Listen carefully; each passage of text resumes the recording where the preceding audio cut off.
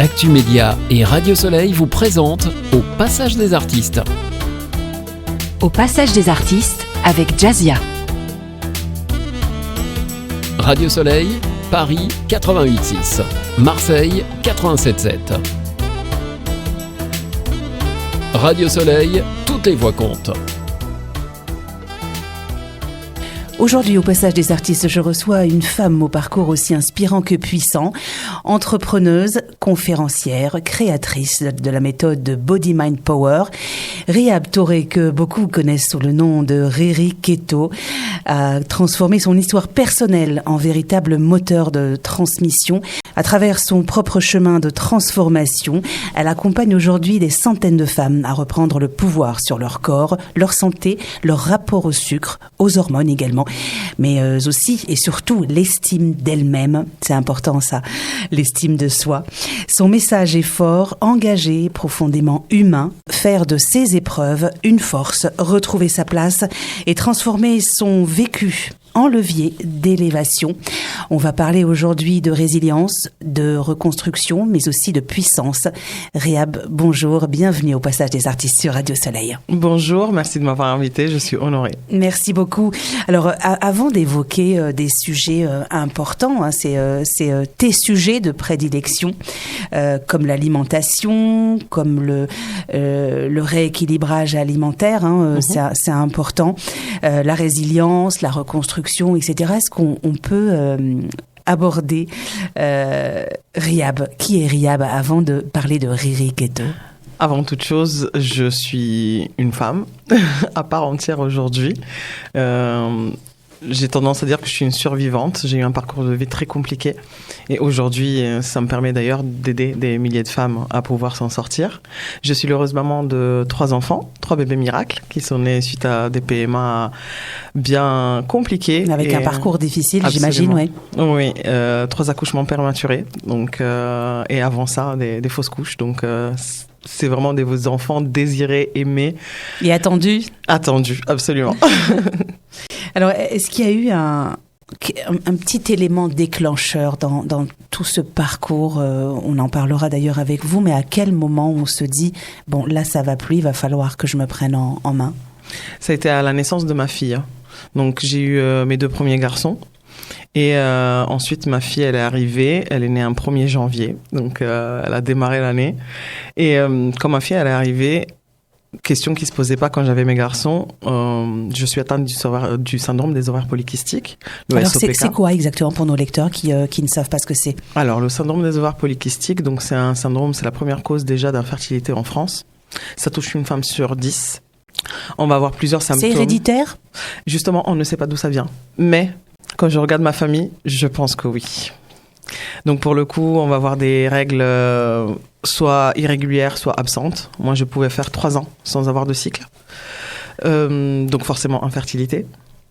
Hirsutisme, pour ceux qui connaissent pas, donc du coup, c'est des poils là où il faut pas. Donc il y a des personnes, typiquement les femmes à barbe, par exemple, donc du duvet sur d'autres endroits du corps. Hormonalement aussi, à la prise de sang, on le voit, il y a un déséquilibre, enfin un désordre hormonal sur le rapport entre l'hormone LH et FSH, qui sont 2 hormones féminines. Et du coup, on va avoir plus de testostérone que la normale. Ce qui fait que pour le coup, effectivement, on est prédisposé au diabète de type 2. On a une résistance à l'insuline, tendance au surpoids, à l'obésité, hypertension et toutes ces maladies métaboliques. Ce qui était ton cas. Hein, absolument. Et alors, parce que ça, on se rend pas compte, par exemple. Là, il a fallu faire un examen médical, faire un examen sanguin pour savoir que tu avais, par exemple, un début de diabète. Oui, absolument. Donc déjà, moi, j'ai été diagnostiquée très tôt. Moi, j'avais 12 ans quand le diagnostic est tombé. Et à l'époque, t'imagines bien, la PMA, tout ça et tout, c'était pas encore d'actualité. Donc moi, j'ai eu un magnifique médecin qui m'a dit que j'aurais jamais d'enfant. Donc moi, j'ai grandi, je me suis construite avec l'idée que j'étais stérile et que j'aurais jamais d'enfant. C'est complètement fou, ça. Absolument. On se construit différemment? Totalement. On se crée une carapace. En fait, en tant que petite fille, on n'est pas une femme. Moi, j'estimais que mon corps était complètement dysfonctionnel et que pour le coup, à quoi bon prendre soin de moi? Et c'est là que je suis tombée dans l'obésité. Donc à 19 ans, j'ai dépassé les 115 kilos, j'ai arrêté de me peser. Je sais pas jusqu'où je suis montée, mais sans doute bien plus. Et alors, à quel moment, en tout cas toi, tu as compris que il faut changer les choses et que il faut faire des choses. Et qu'est-ce qu'il faut faire? D'ailleurs, on l'expliquera bien évidemment, parce que j'imagine que des femmes dans ton cas, il y en a certainement beaucoup qui doivent certainement aussi souffrir en silence, parce que parfois d'abord, soit on ne le sait pas, soit on n'en parle pas. On n'en parle pas, ou soit quand on en parle, de toute façon, on va se retrouver face à de la grossophobie. De toute façon, tout ce qui se passe, c'est de la faute du poids, et on va pas chercher. On va préférer donner des médicaments, des compléments alimentaires, plutôt qu'aller prévenir et donc voir la source. Donc de la culpabilité. Toujours. De la culpabilité, honte, c'est ce qui ressort le plus des femmes que j'accompagne, en tout cas. Tu manges trop, alors que parfois c'est pas du tout alimentaire. J'ai rencontré des femmes en obésité physique qui étaient en anorexie mentale.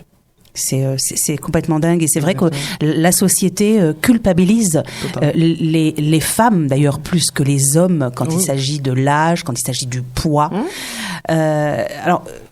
Donc, quel a été ton cheminement, Rihab? Comment ça s'est passé concrètement? Donc le déclic, c'était justement quand ma fille est née. À partir du moment où j'ai eu une fille, parce que comme mes garçons ressemblent beaucoup au papa, donc qui est très grand, élancé, sportif, il peut manger 3 kilos et perdre 100 grammes. La nature n'est pas juste. Absolument pas. Et pour le coup, quand la petite elle est née, je me suis dit, ok, qu'est-ce que je lui transmets aujourd'hui? Quel est son héritage? Là, je parle pas de financier, mais quel est son héritage en termes que maman? Je me dois de lui donner les bons codes, parce que j'ai pas envie qu'elle souffre d'obésité, des moqueries, des humiliations que j'ai pu vivre, fausse couche, PMA, toutes ces choses-là. Si je peux lui éviter, je veux trouver des solutions.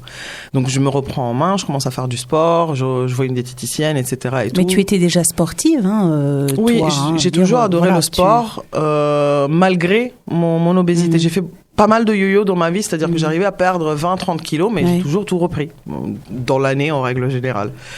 Et quand je vois qu'au bout d'un mois, donc j'ai perdu du poids, mais je vois que ça remonte et ça fait que monter, et je comprends pas, je vais voir mon médecin. Mon médecin qu'aujourd'hui est à la retraite, et qui était à 6 mois de la retraite à l'époque, donc c'était un peu plus de 5 ans maintenant, que je remercierai jamais assez. C'est ce médecin qui t'a orienté vers la voie qu'il te fallait, en tout cas. Elle m'a sauvé la vie et changé la vie, clairement. Donc pour le coup, on fait des examens, on voit que mes hormones sont en vrac, on voit que j'ai des triglycérides aux étoiles, que je suis en prédiabète, effectivement. Et là, elle me dit, tu as 32 ans. J'ai pas envie de me résigner à te mettre sous statine. J'aimerais essayer quelque chose. J'ai entendu parler d'une alimentation différente. Tu vas être un petit peu mon cobaye. On essaye et on voit ce que ça donne. Ça t'a fait peur à l'époque d'être le cobaye? Pas du tout. Non. Pas du tout. Après, moi, je suis très fonceuse, j'y vais. Au pire, ça marche pas. Et de toute façon, j'avais tout essayé. Que les régimes restrictifs, je les ai tous faits. Et ils ne marchent pas. Voilà. Un régime est fait pour échouer. C'est-à-dire que clairement, on va perdre du poids sur X temps. Et on va reprendre le double, voilà. Donc j'avais bien compris que, et là c'est la première fois qu'elle me parle pas justement de régime ou autre, elle me parle de changement alimentaire. Je me dis, ou de rééquilibrage en fait, de rééquilibrage alimentaire. Vraiment changement, parce que là tu vas voir que c'est en switch sur complètement. Sur autre chose.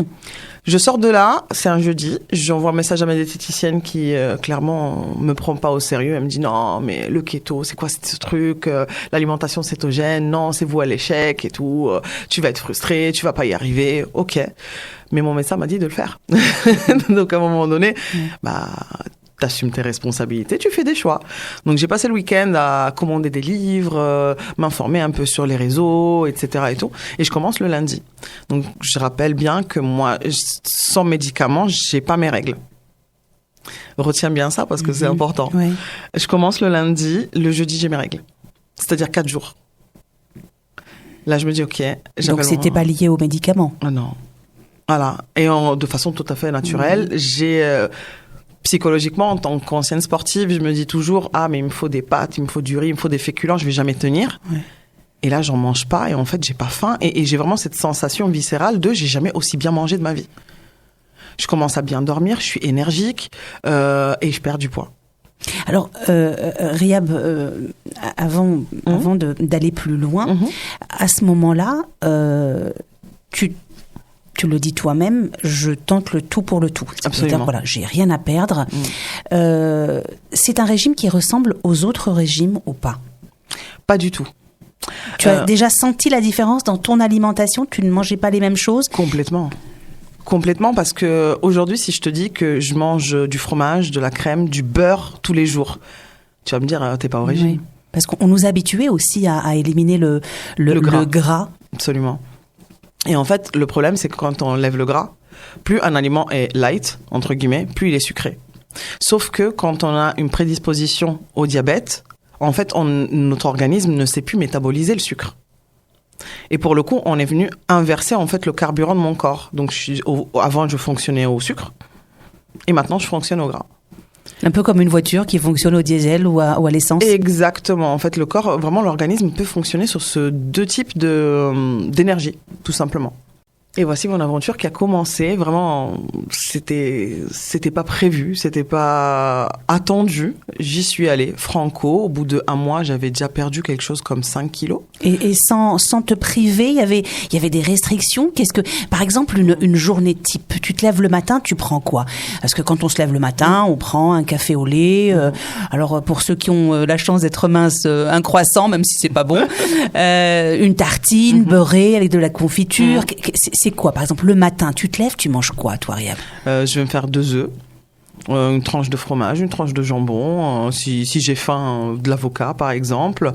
J'ai tendance plutôt à prendre des infusions plutôt que thé, café, parce que, désolé de le dire, mais la théine et la caféine, ce sont des excitants, donc ça peut donner des pics de glycémie, même sans sucre. Je fais de la prévention en même temps, tant que je peux. Non, mais c'est parce qu'on le sait pas. Hein, parce que souvent, quand on a une liste quand on sort de chez le diététicien et qu'on a thé et café à volonté, on s'imagine que c'est 0 calories et que mais il y a pas que les calories. Exactement. Moi, typiquement, je ne fonctionne pas aux calories. C'est-à-dire toutes les personnes que j'accompagne, elles sont pas en déficit calorique. On va tellement venir rebooter l'organisme et rééquilibrer les hormones que pour le coup, ça reprend à métaboliser correctement et donc au lieu de stocker, du coup, ça vient déstocker. Et alors, donc, il se passe quoi? Donc, tu vois que il y a une perte de poids notable. Absolument. En très peu de temps. Ouais. Et aucune frustration. Non, je me sens bien. Pas de sensation de faim. Non, vraiment ça. Je pense que ça, c'était la première des choses parce que pour moi, surtout en tant que SOPK, perdre du poids, on me l'a demandé pour la PMA, c'est de la souffrance. C'est-à-dire que vraiment, en sa femme, on m'a demandé pour mon premier de perdre 10 kilos. Je suis revenue en ayant perdu 17 kilos.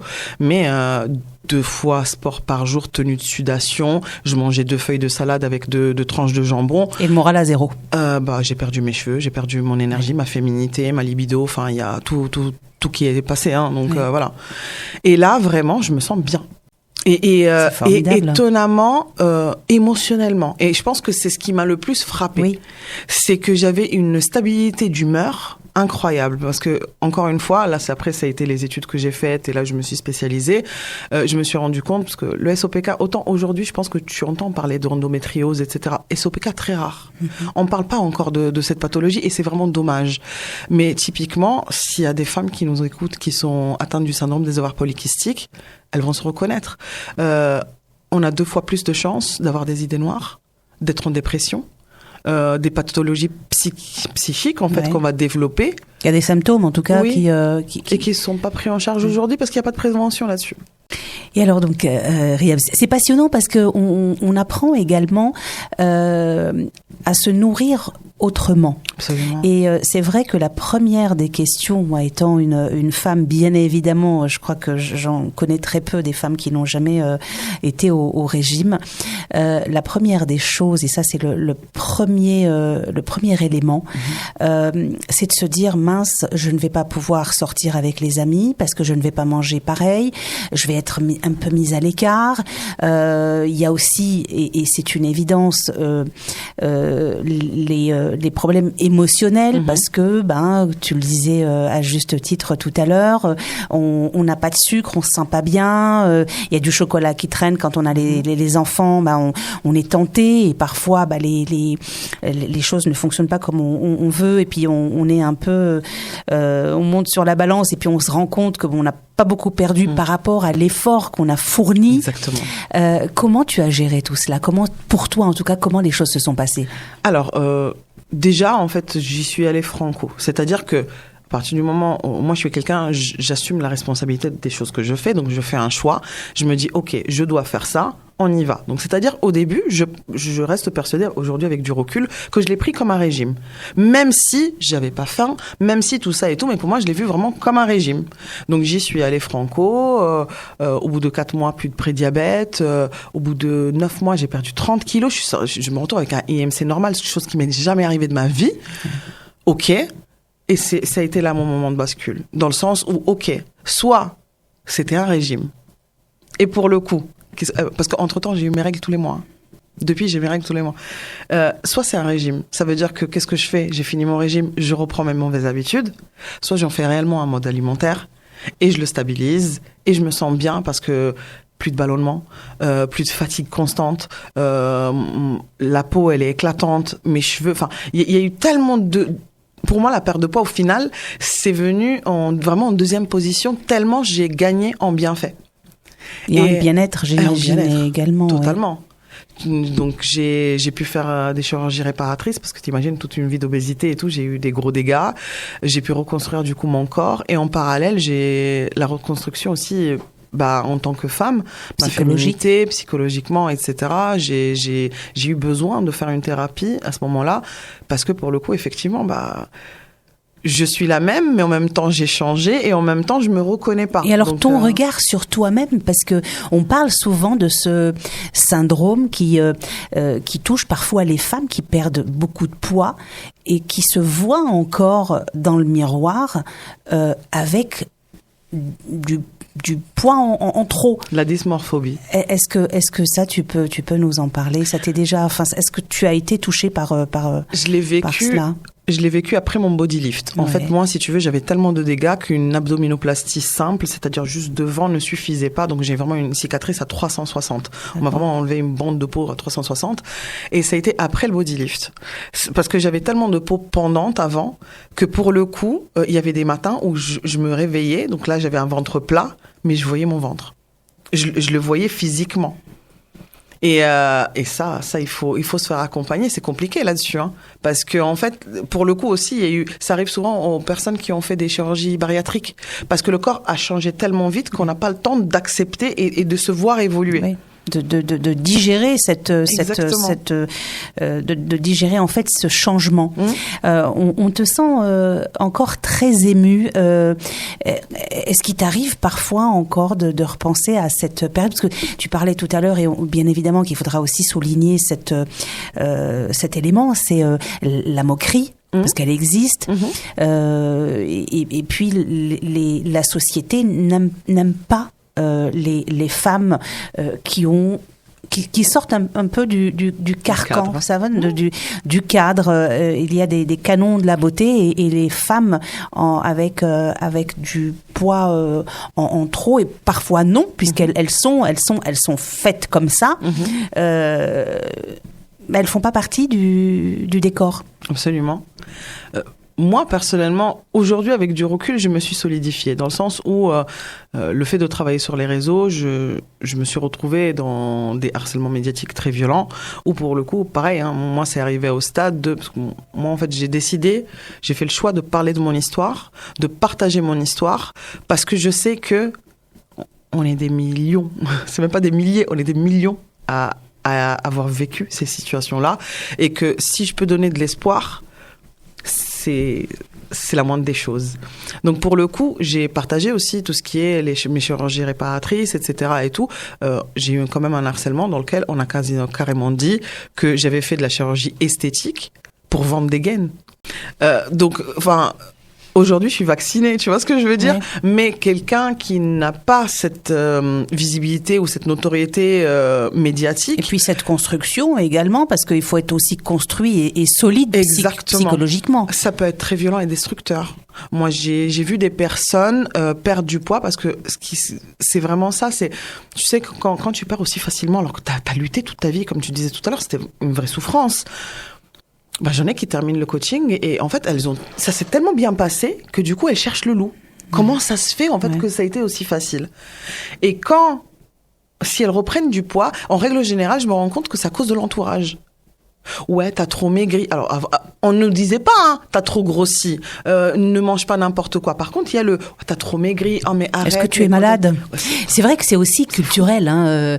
C'est vrai que dans le Maghreb, les femmes qui perdent du poids, ou en tout cas les gens qui perdent du poids, parce que ça arrive aussi aux hommes, lorsqu'il y a perte du poids, elle est liée à la maladie ou peut-être au malheur. T'es stressée. C'est ça. Alors, très souvent, quand les femmes perdent du poids après le mariage, par exemple, la famille pense que c'est parce qu'elle est malheureuse qu'elle a perdu du poids. C'est vrai que la perte de poids est liée très souvent au malheur, à la tristesse et à la maladie. Alors que non, ça peut être vraiment une renaissance. Tu sais, on parle souvent de body positif, etc. et tout. Je suis pour jusqu'à une certaine limite, dans le sens où à un moment donné, il faut aussi se responsabiliser et se dire c'est très bien, je suis bien dans mon corps, mais là on parle de santé. C'est pas parce que tu es en surpoids, en obésité et que tu n'as pas de problème de santé que ça n'arrivera pas. Il faut aussi réfléchir différemment à l'avenir. Rihab, il y a également eu une vague de femmes dites bien dans leur peau qui avaient énormément de poids en trop, qui disaient mais acceptez-vous. Alors est-ce qu'il faut s'accepter? Ouais, c'est un dilemme parce que tu le disais et à juste titre et c'est normal de dire t'es peut-être bien dans ta peau, tu l'acceptes, mais est-ce que ton corps l'accepte? Est-ce que ta santé accepte tout ce poids? Qu'est-ce que tu réponds, toi, aux femmes qui ont énormément de poids à perdre, où ça devient morbide? Est-ce qu'on est vraiment bien dans sa peau dans ce cas-là? Alors, je pense que c'est pas tout blanc ou tout noir. Ça peut être une carapace qu'elles sont forgées, comme moi ça me rappelle quand j'étais jeune, où typiquement, bah voilà, il y avait des moqueries, bah c'est pas grave, je suis dans mon armure de bah voilà, je suis grosse. Et alors, il se passe quoi? Il y a ce côté un peu carapace, donc s'accepter, ok. Moi, j'irais plus dans le s'aimer, en fait. Et le problème, c'est que, en règle générale, quand on se construit une carapace, c'est qu'on a un manque d'amour envers soi-même. Le premier amour qui est indispensable pour quelqu'un, pour un être humain. Parfois aussi du respect aussi de soi, parce que comme je dis, ok, tu te sens bien, tu t'habilles, y a pas de souci. Mais il faut être aussi lucide sur le fait que la santé, le corps n'est pas fait pour porter autant de poids. Les articulations ne sont pas faites pour ça. Et avec l'âge, les choses s'aggravent. Exactement. Nous, les femmes, on a une prédisposition pour tout ce qui est ostéoporose, par exemple. T'imagines porter ce poids toute sa vie? Je ne dis pas que c'est bien ou que c'est pas bien. J'estime que c'est vraiment intime à chacune. Mais moi, j'amène toujours vers la réflexion de c'est bien que tu t'aimes et que tu t'acceptes. C'est encore mieux si tu t'aimes et tu t'acceptes en prenant soin de ta santé. Rihab, on fait une petite pause musicale et on revient juste après. Ça marche. J'ai appris à ne pas tomber.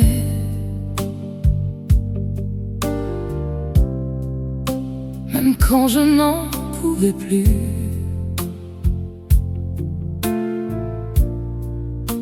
Il y avait trop à porter. Je devais tenir. Coûte que coûte. J'ai changé mes rêves en travail.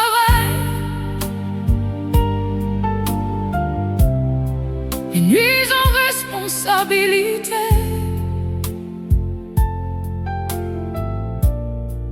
Chaque pas que je faisais m'éloignait de ma liberté. À cause de toi, j'ai dû tenir et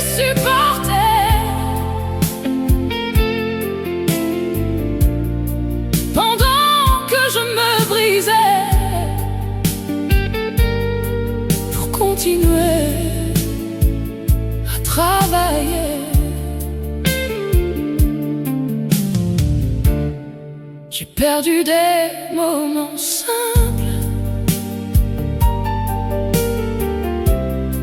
qui ne reviendront jamais. Mais il y avait toujours un toit et une famille à protéger. À cause de toi, j'ai dû tenir et supporter pendant que je me brisais pour continuer à travailler. Ce n'était pas le temps qui m'a transformé, c'était le poids de devoir tout porter. Même dans le silence, j'ai appris à respirer. Même dans l'absence, j'ai choisi de rester. À cause de toi, je suis devenue plus forte. J'ai tout donné au mien, même quand j'étais morte.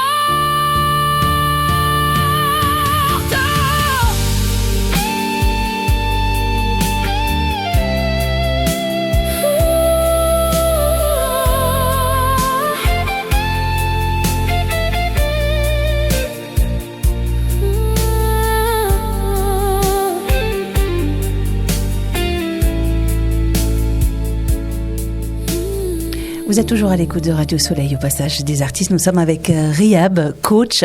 Est-ce qu'on peut dire coach de vie ? Je sais pas si je suis une coach de vie. Parce que tu changes aussi la vie de beaucoup de femmes. C'est ce qu'elles disent.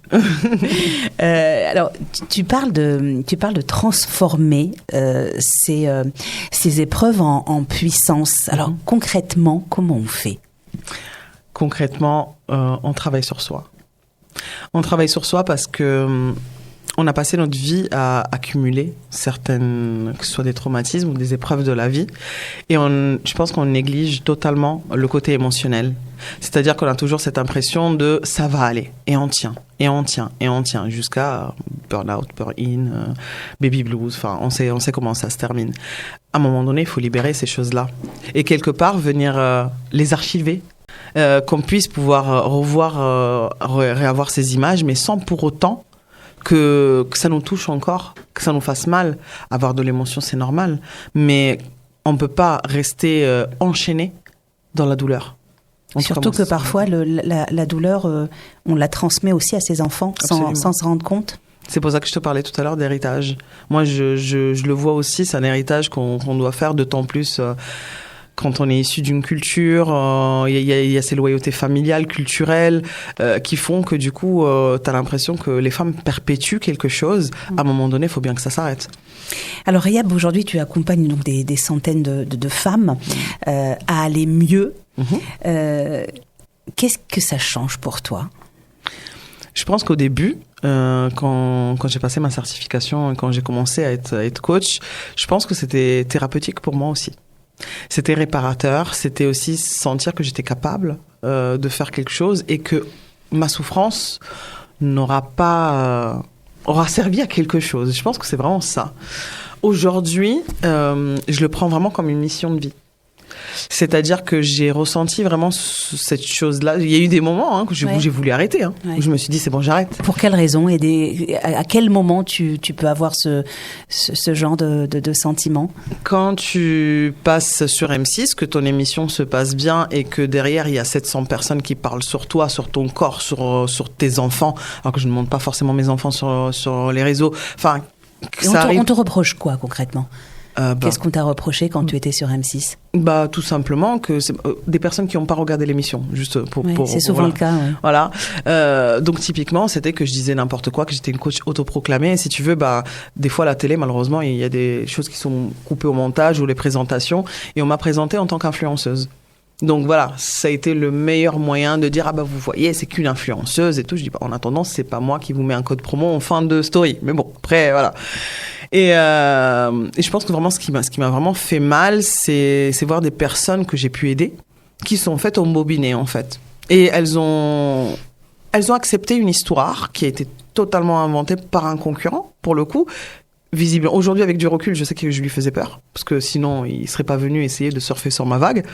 Mais sur le coup, ça fait mal. Ça fait mal parce qu'on le vit comme une trahison, une injustice. On peut pas s'exprimer, on peut pas se justifier, on peut pas se défendre. Là, je me suis dit, c'est bon, j'arrête. Et c'est là que j'ai vu que effectivement, non, je ne suis pas influenceuse parce que j'ai une vraie communauté derrière moi. C'est pas que des followers.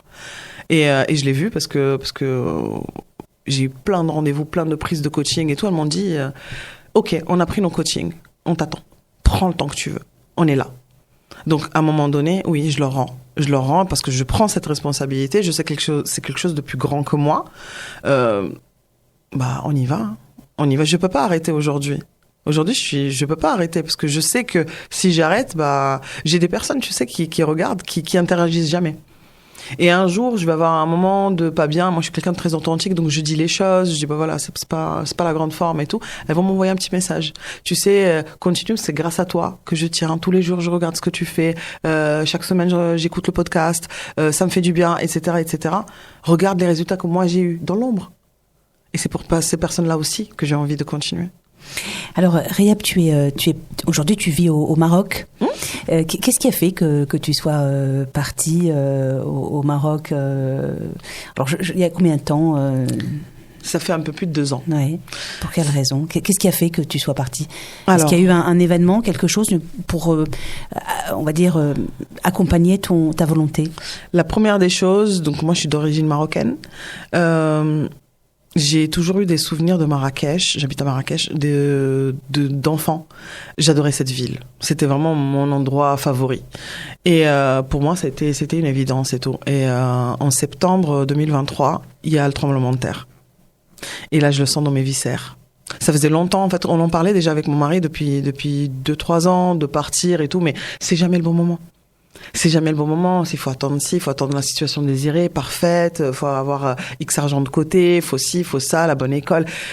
Mais à un moment donné, si on n'y va pas, qu'est-ce qu'on fait? En fait, si on est toujours sur du attendre le bon moment, on va jamais faire quoi que ce soit, en fait. Demain, c'est déjà trop tard. Exactement. Parce qu'on sait pas. Est-ce que demain, je me réveille? Je sais pas. Et pour le coup, donc ça a été très rapide. Là vraiment, je l'ai senti viscéral. Donc juste après, j'organise en fait des voyages keto à Marrakech, et j'avais un de mes séjours. Et je suis partie, c'est super bien passé, et je devais rester encore 2-3 jours sur place, et je suis rentrée. Je rentre un vendredi, et tu sais, je travaille en ligne, donc voilà, je travaille et tout. Et ça a été une semaine plus tard. Je te promets, une semaine plus tard, où j'avais un rendez-vous à l'extérieur, que je me rends compte que ça fait une semaine, je ne me suis pas lavée, je ne me suis pas changée. Je me vois avec le même pull noir. Et là, je me dis, c'est pas possible. Donc, je regarde mon mari et je lui dis, je sais que pour toi, c'est pas le bon moment, mais moi, je dois y aller. Je peux plus. Donc, lui, il a dû faire des allers-retours pendant 10 mois, le temps de, voilà, tout ce qu'il y avait à faire. Et là, on est là-bas. Donc, je l'ai senti viscéral. J'ai eu besoin d'un retour aux sources aussi. Parce que mais je pense que vraiment le truc principal que j'ai eu, ça a été par rapport à mes enfants. Quand t'as vécu PMA, fausse couche, j'ai eu des grossesses très difficiles avec des hospitalisations, des hémorragies. Enfin, ça a été vraiment très, très douloureux. J'avais l'impression que... Il y avait trop de souvenirs. Exactement. Et qu'à un moment donné, c'était à moi de dire, c'est bon, tout va bien. Et le tout va bien, je pouvais pas le faire ici. C'est un peu comme une page qui se tournait. Il faut clore un chapitre, il faut avancer. Parce que c'est bon, ça y est, on est sorti du côté danger pour les enfants, etc. C'est bon, on peut enfin vivre. Arrêtons d'être dans la survie. Parce que moi, du coup, je me suis construite dans la survie. C'est épuisant. Oui, mais c'est tellement bon lorsqu'on sort la tête de l'eau. Quelles sont généralement les demandes les plus importantes? Qu'est-ce que tu reçois comme demande venant de femmes? Tu travailles qu'avec des femmes ou tu travailles avec des femmes et des hommes? Aujourd'hui, je travaille qu'avec des femmes. J'ai décidé de travailler qu'avec des femmes. Alors, je vais avoir des personnes qui ont des addictions au sucre. Elles le savent, elles mangent leurs émotions. Et donc, du coup, c'est des cravings sur le sucre tout le temps. Et c'est une drogue, le sucre. Totalement. Où du coup, elles sentent qu'elles ont complètement perdu le contrôle et qu'elles se font vraiment contrôler par la nourriture. Donc, je vais avoir ce type de profil.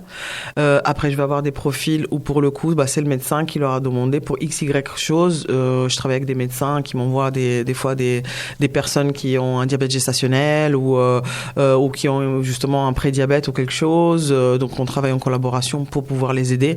Épilepsie aussi. Je peux avoir des cas particuliers et tout, mais en association avec le médecin. Moi, en tant que coach, je ne peux pas toute seule faire quelque chose. Donc, je suis vraiment toujours en contact avec le médecin. Et après, effet miroir, les SOPK. Donc, SOPK avec soit elle n'a pas envie d'aller en PMA, soit il y a eu un échec PMA. Soit elle se dit je tente la dernière chose que je peux et si ça marche pas j'irai en PMA. Donc pour le coup c'est l'envie de fertilité, le désir d'enfant, la compréhension. Et tu es tata d'ailleurs 28 bébés. 28 bébés. 28, il y en a 3 en cours de téléchargement. C'est génial. Et ça te fait quoi, ça? J'imagine que c'est un bonheur pour toi de pouvoir, en plus, savourer le bonheur de l'autre. Tu sais, je pense que c'est les meilleurs moments de mes coachings. Quand je suis en vacances et que je reçois un test positif, je sais que tu es en vacances, mais je suis obligée de te le dire, tu vois. Ou quand il y a un truc, et enfin, je sais pas si tu réalises, mais... Tu sais, la photo de naissance, t'as des enfants aussi? Bien sûr, voilà. La photo de naissance, en règle générale, c'est ton cercle proche. T'as les cheveux en vrac, le bébé, il est encore sale, enfin, tu vois. Et je reçois ces photos-là. Mais tu reçois ça, ouais. C'est très intime. Exactement. Ça veut dire, typiquement, moi, quand je parle avec les filles, c'est on va avoir ce bébé. Tu vois, on est ensemble, tu vois, donc, pendant toute cette période-là. Et c'est... je pense que c'est le plus beau cadeau que le ciel a pu me donner, parce que c'est vraiment pouvoir aider ces femmes. C'était ta mission. Exactement. Riab, parce qu'on parlait tout à l'heure de sucre, et ça, je sais que c'est aussi culturel. Oui. On a les enfants, on va les récompenser avec des bonbons, par exemple. Si tu es gentil, on va à la confiserie, les gâteaux, etc. Donc, comment est-ce qu'on arrive à se sevrer? Parce que je sais qu'il y a une période de sevrage, un peu comme n'importe quelle drogue dure. Et d'ailleurs, il y a eu des tests. J'avais lu quelque part qu'il y avait eu des tests sur des rats de laboratoire, des souris de laboratoire, où elles ont eu plus de difficultés à se sevrer de l'héroïne, du sucre, du sucre que de l'héroïne, par exemple. Donc comment on travaille cela? Parce que c'est vrai que on gère ça un peu comme quelqu'un qui est accro à une drogue dure. C'est pour ça qu'il faut aller travailler et comprendre en fait d'où vient l'addiction, comme n'importe quelle addiction. En fait, il faut vraiment commencer par là. À quel moment la nourriture, à quel moment c'est devenu un doudou, à quel moment c'est venu combler un vide. C'est forcément ça? Ah oui, systématique. Enfin, au moins, en tout cas, 99% des cas que je traite, ça va être ça. C'est qu'il y a eu un traumatisme ou un manque qu'il fallait combler quelque part. Tu vois, typiquement, j'ai des coachés qui me disent, quand tu creuses, oui, c'est un manque d'amour. Un manque d'écoute, des parents toxiques ou des parents qui les prenaient pas en considération. Enfin, il y a vraiment ça va loin. Hein. Moi, dans mes coachings, dans mes bilans, on va jusqu'à l'enfance pour comprendre d'où ça vient. Et en fait, souvent, elles ont même pas idée en fait que ça peut être lié. Donc, il faut toujours traiter la source. La source, la base, et après on peut parce qu'après ce sont des symptômes en fait. Bien sûr. C'est un cri d'aide de la part de notre corps qui nous dit qu'il y a quelque chose qui va pas. Est-ce que tu as eu un cas très compliqué, le cas le plus complexe où tu te dis là c'est dur? Première année de mon coaching, elle s'appelle Sabrina. Je suis sûre qu'elle va écouter, elle va repartager. Elle parle souvent de son histoire. Et Sabrina, je la rencontre, ça doit faire 4 ou 5 mois que je suis coach. Donc, je suis vraiment bébé coach. Elle vient me voir, elle m'explique que elle a besoin de perdre du poids parce qu'elle a des maladies inflammatoires et neurodégénératives. Qu'elle marche depuis 8 ans avec une canne. Que clairement en fait on lui dit avec ces maladies qu'à un moment donné il faut qu'elle prenne son poids aussi en charge parce que ça réduit Son espérance de vie. Exactement. Donc on commence à travailler ensemble et elle me fait une réaction, mais son corps, en fait, si tu veux, très rapidement, quand on rentre en keto, on a cet effet anti-inflammatoire. Donc du coup, on ressent un bien-être, moins mal aux articulations et tout. Elle, son corps, en fait, ses maladies réagissent au contraire. Donc du coup, pendant 3 semaines, je l'ai au téléphone quasiment tous les jours où elle pleure de douleur, mais physique. Je te parle de douleur physique. Et en fait, au bout de 3 semaines, je veux bien tout faire. Mais je dis, en fait, je pense que ça sort de mon cadre. Je peux pas. Ok, on parle avec ton équipe médicale et tout, mais je peux pas aller plus loin, en fait. Elle me dit non, je te fais confiance. Je sais. Et de toute façon, j'ai envie de travailler avec personne d'autre, c'est avec toi. Et on persévère. Elle a perdu 27 kilos en 9 mois. Au bout de 4 mois, plus de canne. Elle marche. Et les médecins, ils lui ont dit, mais qu'est-ce que tu as fait ? Qu'est-ce que tu as fait ? Continue en tout cas. Et je me rappelle du premier témoignage qu'elle m'a fait où elle pleurait. Elle disait, oui, merci pour mes enfants, parce que j'ai gagné 10 ans de vie. Donc elle, ça a été vraiment, je pense que c'est vraiment, ouais. Je l'amènerai avec moi jusqu'à l'au-delà. Riab, merci beaucoup. Merci en tout cas pour ces mots. Et puis j'imagine qu'il y a aussi des auditeurs qui t'écoutent et qui ont envie de prendre contact avec toi. Comment te contacter ? Alors, vous pouvez me contacter directement sur Instagram, si vous le souhaitez, Riri Keto. Donc, je te laisserai le replay. Vous pouvez nous envoyer un message directement. J'ai une communauté de presque 3000 femmes dans laquelle je donne un live toutes les semaines et je leur donne un menu, etc. Je leur explique leur corps, parce que je pars du principe que si on veut réussir, il faut comprendre ce qu'on fait et pas juste appliquer. Et je serais ravie du coup d'échanger avec eux. Merci beaucoup. Un dernier mot, Riab, avant de nous quitter. Croyez en vous, assumez vos choix, faites des choix et responsabilisez-vous là-dessus.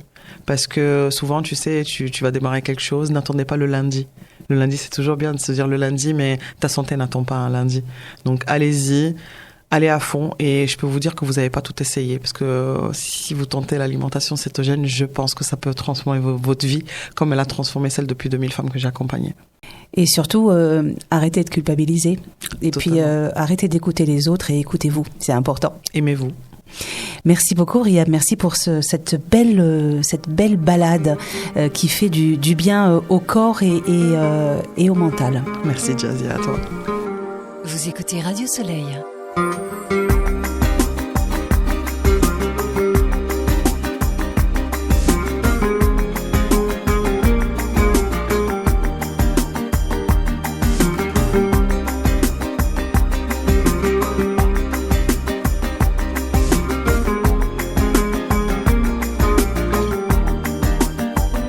تملي معاك ولو حتى بعيد عني في قلبي هواك تملي معاك تملي في بالي وفي قلبي ولا بنساك تملي وحشني لو حتى بكون وياك تملي معاك ولو حتى بعيد عني في قلبي هواك تملي معاك تملي في بالي وفي قلبي ولا بنساك تملي وحشني لو حتى بكون وياك تملي حبيبي بشتاق لك تملي عليا تندهلك ولو حواليا كل الكون بكون يا حبيبي محتاج لك تملي حبيبي بشتاق لك تملي عليا تندهلك ولو حواليا كل الكون بكون يا حبيبي محتاج لك تملي معاك معاك قلبي معاك روحي يا أغلى حبيب يا أغلى حبيب ومهما تكون بعيد عني لقلبي قريب يا عمري الجاي والحاضر يا أحلى نصيب تملي معاك معاك قلبي معاك عمري يا أغلى حبيب يا أغلى